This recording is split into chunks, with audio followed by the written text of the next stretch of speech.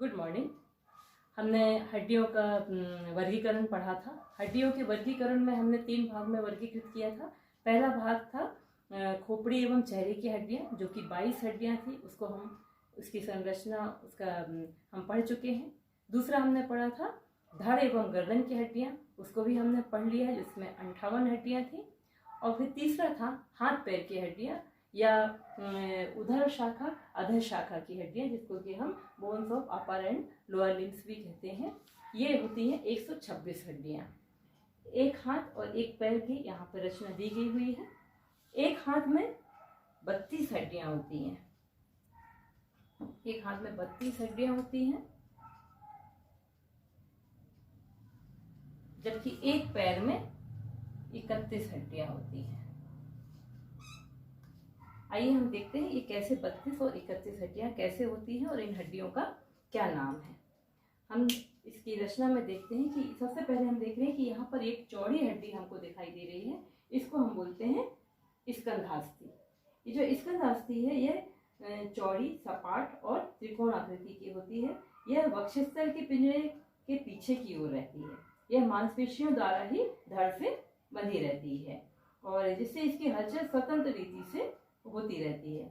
इसमें ऊपर और बाहरी कोने पर एक चिकना गोल हिस्सा होता है, जिससे कुहनी के ऊपर की जो हड्डी है ये प्रकंडास्थि बोलते हैं जिसको। इसका गोल हिस्सा इस गड्ढे में आकर के बैठता है, जिससे कि एक संधि तैयार होती है और इसी के कारण हाथ का मूवमेंट चारों तरफ हो पाता है।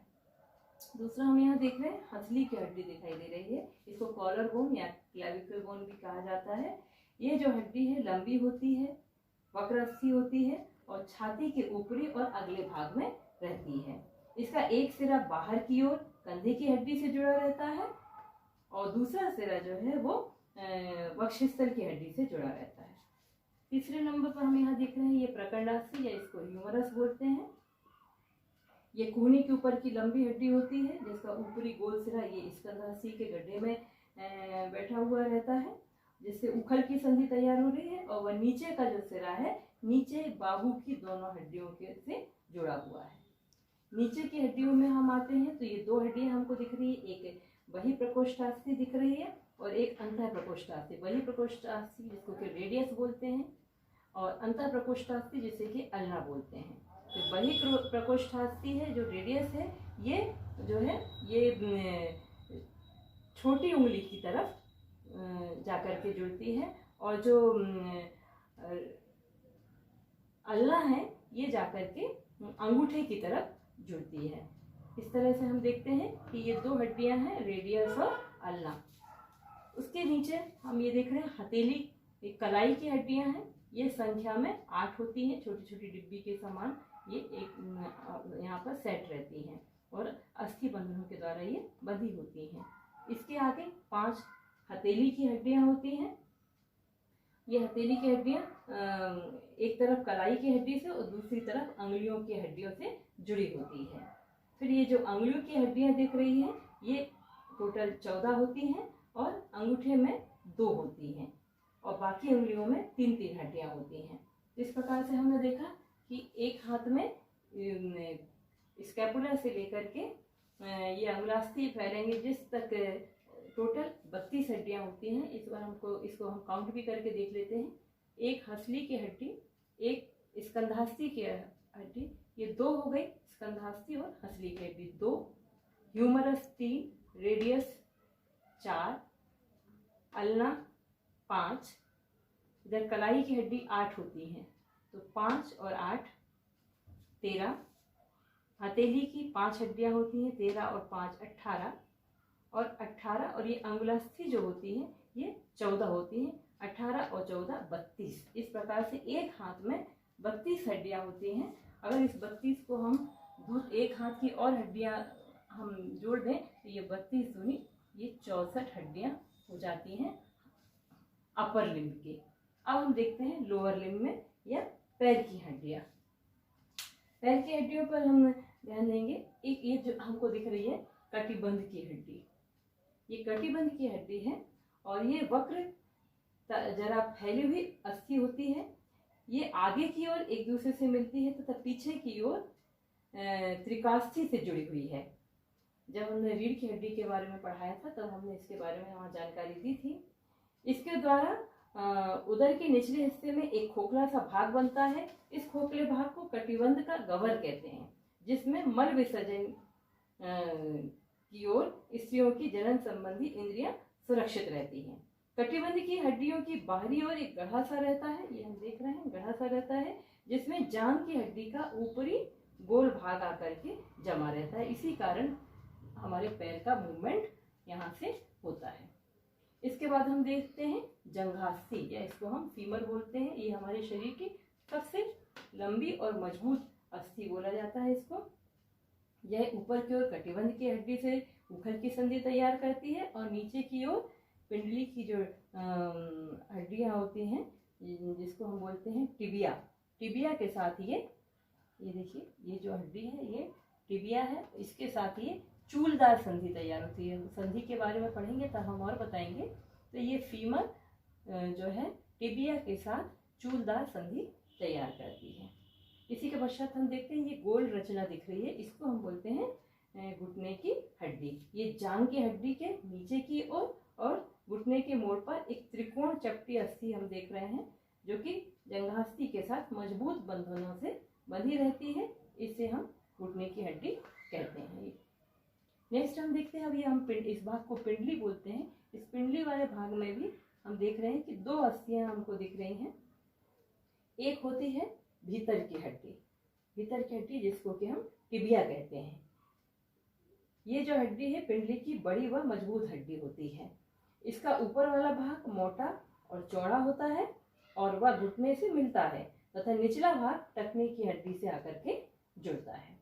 ये बाहर की हड्डी जिसको कि फिब्यूला कहा जाता है, ये पतली होती है, लंबी होती है। इसके ऊपरी व निचले दोनों छोर जो है भीतरी हड्डी से जुड़े रहते हैं। इससे देखिए, ये इससे यहाँ भी जुड़ी है और यहाँ से भी जुड़ी हुई है। टखने की बाहरी ऊंचाई इसी निचले छोर के कारण होती है। इसके पश्चात हम देख रहे हैं इसमें टखने की हड्डियाँ। तो टखने की हड्डियों की संख्या देखिए इसमें 7 दिखाई गई है। इनमें से एक अस्थि ऑस कैलिसिस सबसे बड़ी है, जो कि एड़ी बनाती है। ये देखिए, ये सबसे बड़ी हड्डी जो कि एड़ी बनाती है। आगे की ओर तलुआ और ये आगे की ओर तलुए की हड्डी से जुड़ी रहती है। इसके पश्चात हम देखते हैं अंगुलास्थि। ये हम देख रहे हैं अंगुलास्थि। ये जो अंगुलास्थि है ये हाथ की अंगुलियों के समान ही पैरों की भी अंगुलियां की हड्डियां में 14 की संख्या होती है और अंगूठे में ये 2 और प्रत्येक अंगुली में 3-3 हड्डियां होती हैं। इस प्रकार से हम देखते हैं कि एक पैर में 31 हड्डियां होती हैं। ये 31 हड्डियां कैसे होती हैं, आइए हम इसको काउंट करते हैं। एक हो गई कटिबंध की हड्डी, दूसरा हो गया 2 जंघास्थि की हड्डी, 1 और 1 2। उसके पश्चात घुटने की हड्डी 3, फिर भीतरी हड्डी और बाहरी टिबिया और फिब्यूला 3 और ये 2 5। 7 टखने की हड्डियां होती हैं, 5 और 7 12। उसके बाद हमने देखा तलुए की 5 हड्डियां होती हैं, तो 12 और 5 17। और फिर 14 हड्डियां होती हैं अंगुलियों की, तो 17 और 14 टोटल हो जाती हैं 31। और 31 एक पैर की हड्डी होती है। इसी को अगर हम एक पैर की हड्डियों से और जोड़ते हैं तो ये हो जाती हैं 62। और ये 62 और 64 हड्डियों को अगर हम जोड़ देते हैं तो ये हो जाती हैं 126 हड्डियां। इस प्रकार से हम देखते हैं कि हाथ और पैर की जो हड्डियां हैं 126 होती हैं। अब हम देखेंगे कि इनके कार्य क्या होते हैं। तो हाथ पैर के जैसे कि हम जानते हैं इसमें विभिन्न प्रकार की संधियां हो रही हैं। यहाँ उखल की संधि हो रही है, यहाँ चूलदार संधि हो रही है, ऐसे यहाँ पर उखल की संधि है, यहाँ पर चूलदार संधि है, उंगलियों में भी चूलदार संधियाँ हैं। यहाँ पर देखेंगे जो कलाई है, यहाँ पर टखना है, यहाँ पर फिसलने वाली संधि होती है। इस प्रकार से इन संधियों के माध्यम से हमारे शरीर को हिलने डुलने में विशेष सहायता मिलती है। इसके अलावा जो कटिबंध की हड्डियां होती हैं, कटिबंध का हड्डियों के कारण कटिबंध का गह्वर तैयार होता है, जिसमें मल विसर्जन की एवं स्त्रियों में, जैसा भी हमने पहले भी बताया था, जनन संबंधी इंद्रियां सुरक्षित रहती हैं। और जो तलवे की अस्थियां होती हैं वो लचीले, जो ये तलवे की अस्थियां होती हैं ये लचीले अस्थि बंधनों से जुड़ी होने के कारण तलवे की जो भीतरी और बाहरी दो कमानियां बन जाती हैं, जिन पर सारे शरीर का वजन स्प्रिंग की भांति तुला हुआ रहता है। इस प्रकार से हम देखते हैं कि शरीर को हिलने डुलने में इन संधियों के कारण मदद मिल रही है, और स्प्रिंग की भांति ये जो तलवे में कमान बन रही है, इसके कारण इसका स्प्रिंग की भांति हमारे शरीर में उपयोग हो रहा है। इस तरह से हाथ और पैर की हड्डियां हमारे शरीर के लिए महत्वपूर्ण होती हैं। तो इस प्रकार हम देखते हैं कि हमारे शरीर में टोटल 126 अस्थियां हाथ एवं पैर की हुई। और यदि हम इनके प्रश्न देखें कि किस प्रकार के प्रश्न इसमें बनेंगे, तो पूछा जा सकता है आपसे कि स्कैपुला और ह्यूमरस के बीच में कौन सी संधि होती है, या आपके हाथ में कौन कौन सी संधियां होती हैं, या हथेली में कितनी हड्डियां होती हैं। या इस तरह से आ सकता है कि एक हाथ की चित्र बनाकर, नामांकित चित्र बना करके उसमें उपस्थित हड्डियों की जानकारी दें। इसी तरह से पैर के में भी आ सकता है कि शरीर में कौन सी हड्डी सबसे लंबी और बड़ी है, मजबूत है। उसके बाद पैर में कौन सी संधियां बनती हैं, फिर पैर में कितनी हड्डियां होती हैं, पैर में 31 हड्डियां क्यों होती हैं, हाथ में 32 हड्डियां क्यों होती हैं। इस प्रकार से प्रश्न इसमें पूछे जाएंगे, और आप इसकी रचना को कॉपी में बनाइए, नामांकित करिए, और इसको, इनकी हड्डियों के नाम को हिंदी में भी और इंग्लिश में भी, दोनों में इनके नाम को याद करिए।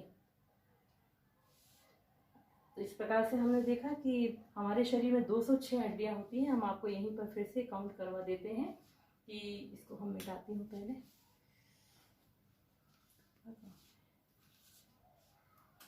यहाँ पर मैं कॉर्नर में बता रही हूँ कि पहले हमने पढ़ा था चेहरे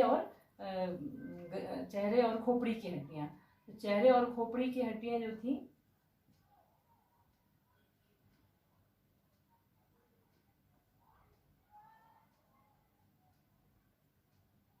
बाईस थी। उसके बाद हमने धड़ और गर्दन की हड्डियां पढ़ी, जो कि 58 थी। और अभी हमने हाथ पैर की हड्डियां पढ़ी,